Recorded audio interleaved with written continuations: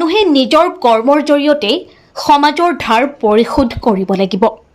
DSS Kanoi মহাবিদ্যালয়ৰ ইংৰাজী বিভাগৰ অধ্যাপিকা ডক্টৰ হানিফা ৰহমান, মনোবিজ্ঞান বিভাগৰ অধ্যাপিকা উপাসনা দত্ত আৰু সমাজতত্ব বিভাগৰ অধ্যাপিকা সুজাতা সোণোৱালৰ উদ্যোগত অনুষ্ঠিত হোৱা প্ৰিন্সিপালছ লাষ্ট ক্লাছ 3.0 উদ্বোধন কৰি বিশিষ্ট কবি সাহিত্যিক তথা মাজুলী মহাবিদ্যালয়ৰ অধ্যক্ষ ডক্টৰ দেৱজিৎ শইকীয়াই এইদৰে কয়।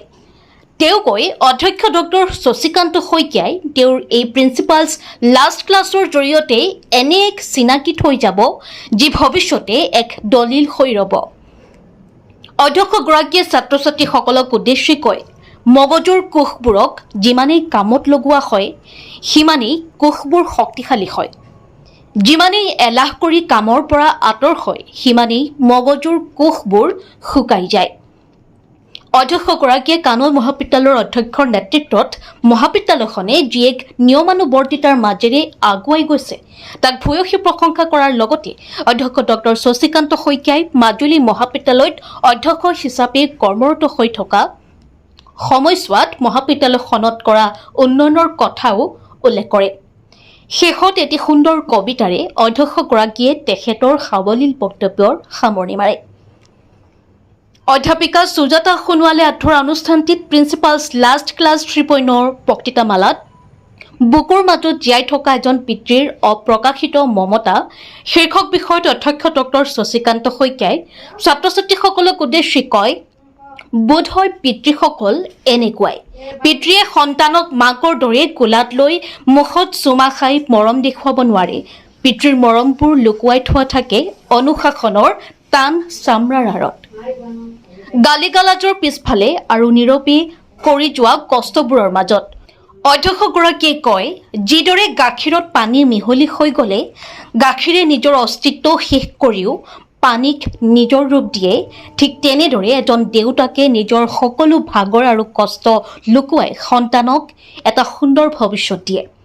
তেওঁ কয়, এজোপা বৃহৎ বটবৃক্ষই নিজেই ৰ'দত দহি পুৰি থাকে, কিন্তু তাৰ তলত আশ্ৰয় লোৱা পশু পক্ষীক শীতল ছাঁ দিয়ে। অধ্যক্ষ হিচাপে যোৱা 11 বছৰে সেই ছাঁটোকে দিবলৈ চেষ্টা কৰি অহা বুলি উল্লেখ কৰে। অধ্যক্ষগৰাকীয়ে পুনৰ কয়, কাইলৈ বা কিছুদিনৰ পিছত হয়তো মই কানৈ মহাবিদ্যালয়ত নাথাকিম। এই অধ্যক্ষৰ আসনত অন্য কোনোবা বহিব।